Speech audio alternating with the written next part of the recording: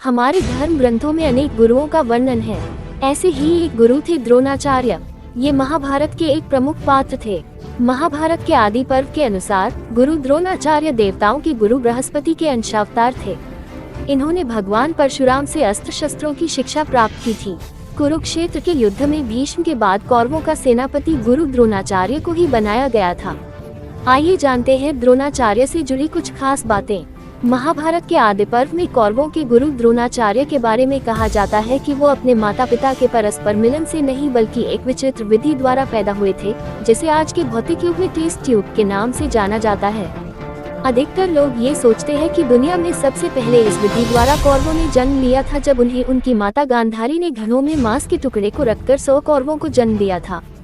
परंतु सच यह है कि कौरवों के जन्म से बहुत पहले पांडवों और कौरवों गुरु द्रोणाचार्य का टेस्ट ट्यूब से जन्म हुआ था। प्राचीन भारत में महर्षि भरद्वाज की बहुत ख्याति थी। महिमा ऐसी कि श्री राम भी सलाह मानते थे। वह बृहस्पति के पुत्र और कुबेर के नाना थे। चरक संहिता के अनुसार भरद्वाज ने इंद्र से आयुर्वेद और व्याकरण का ज्ञान पाया था। महाकाव्यों में भरद्वाज त्रिकालदर्शी, महान चिंतक तथा ज्ञानी के रूप में जाने गए।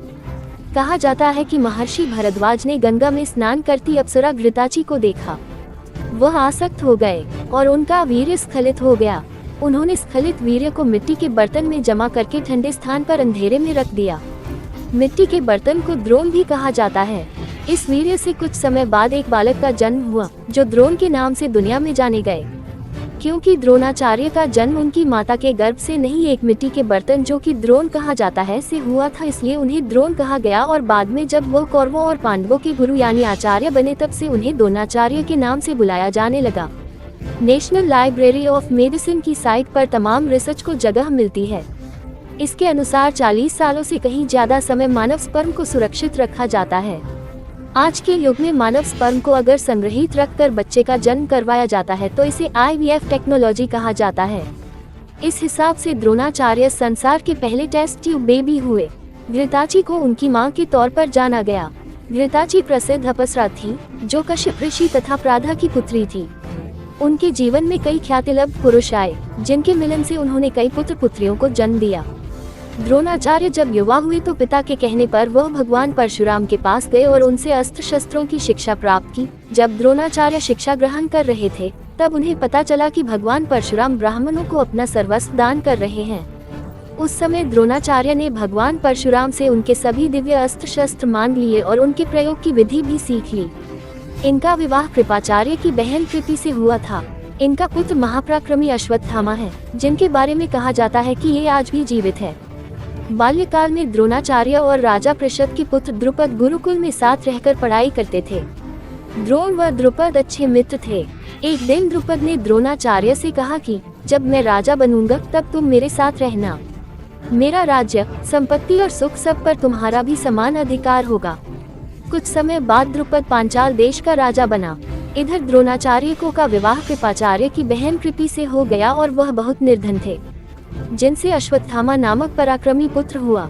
एक दिन अश्वत्थामा दूध पीने के लिए मचल गया, लेकिन गाय न होने के कारण द्रोणाचार्य उसके लिए दूध का प्रबंध न कर पाए। तब द्रोणाचार्य बचपन में किए वादे को ध्यान में रखकर द्रुपद से मिलने गए। वहां राजा द्रुपद ने उनका बहुत अपमान किया। अपमान की अग्नि में जलते हुए द्रोणाचार्य हस्तिनापुर आ गए और भीष्म के कहने पर कौरव और पांडवों का अस्त्र शस्त्र की शिक्षा देने लगे। अर्जुन उनके प्रिय शिष्य थे। ऐसा माना जाता है कि गुड़गांव शहर, शाब्दिक रूप से गुरु का गांव, की स्थापना द्रोणाचार्य ने राजकुमारों को युद्ध कलाओं की शिक्षा देने के लिए की थी। इसकी शुरुआत उन्होंने गुरुग्राम के रूप में की थी। गुड़गांव शहर के भीतर अब भी गुरुग्राम नामक एक गांव मौजूद है। क्योंकि गुरु द्रोण ने पांडवों और कौरवों के लिए गुड़गांव में पढ़ने की व्यवस्था की, तो इसका नाम पड़ गया गुरुग्राम। जब कौरव व पांडवों की शिक्षा पूरी हो गई, तब द्रोणाचार्य ने उनसे गुरु दक्षिणा के रूप में राजा द्रुपद को बंदी बनाकर लाने को कहा। पहले कौरवों ने राजा द्रुपद पर आक्रमण कर उसे बंदी बनाने का प्रयास किया, लेकिन वे सफल नहीं हो पाए। बाद में पांडवों ने अर्जुन के पराक्रम से राजा द्रुपद को बंदी बना लिया और गुरु द्रोणाचार्य के पास लेकर आए। तब द्रोणाचार्य ने उसे आधा राज्य लौटा दिया और आधा अपने पास रख लिया। इस तरह गुरु द्रोणाचार्य ने राजा द्रुपद से अपने अपमान का बदला ले लिया। द्रोणाचार्य संसार के श्रेष्ठ धनुर्धर थे। वह पिता भरद्वाज मुनि के आश्रम में ही रहते हुए चारों वेदों तथा अस्त्र शस्त्रों के ज्ञान में पारंगत हो गए। द्रोण का जन्म उत्तरांचल की राजधानी देहरादून में बताया जाता है, जिसे महाभारत काल में देहराद्रोण कहते थे। वेद वेदागों में पारंगत तथा तपस्या के धनी द्रोण का यश थोड़े ही समय में चारों ओर फैल गया। द्रोणाचार्य यद्यपि मन से पांडवों के साथ थे, लेकिन हस्तिनापुर सिंहासन से बंधे होने के कारण उन्हें कौरवों की ओर से महाभारत के युद्ध में हिस्सा लेना पड़ा। युद्ध के 15वें दिन द्रोण और उनके बेटे अश्वत्थामा ने पांडव सेना पर कहर बरपा दिया। तब श्री कृष्ण एक योजना बनाते हैं जिसमें पांडवों द्वारा द्रोण को फंसाकर छल से उनका वध कर दिया जाता है।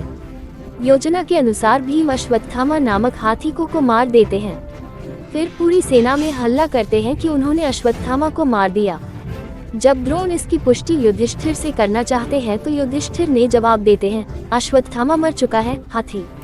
उनके हाथी बोलते ही श्री कृष्ण शंख बजा देते हैं ताकि द्रोण इस आखिरी शब्द हाथी को नहीं सुन सके। तब निराश द्रोण अपने रथ से उतरकर हथियार नीचे रखकर बैठ जाते हैं। पांडवों की तरफ से युद्ध कर रहे धृष्टद्युम्न ने अपने पिता की मृत्यु से क्रोधित थी। तब धृष्टद्युम्न ने इस अवसर का लाभ उठाया। युद्ध के नियमों का घोर उल्लंघन करते हुए उनका सिर काट दिया। जब ये बात अश्वत्थामा को पता चली कि मेरे पिता को छल से मारा गया है तो उसने क्रोधित होकर पांडवों के समूल नाश की शपथ ली। द्रोणाचार्य बहुत ही पराक्रमी थे और पांचों पांडव उनका बहुत सम्मान करते थे, पर उन्होंने अपने जीवन काल में जानते हुए भी अधर्म का साथ दिया। परंतु अर्जुन तब भी द्रोणाचार्य के समक्ष युद्ध नहीं करना चाहता था, पर श्री कृष्ण तो जानते थे कि यदि अभी अधर्म को नहीं रोका गया तो संसार से धर्म का पूरी तरह विनाश हो जाएगा। और महाभारत युद्ध में पांडवों की विजय हुई।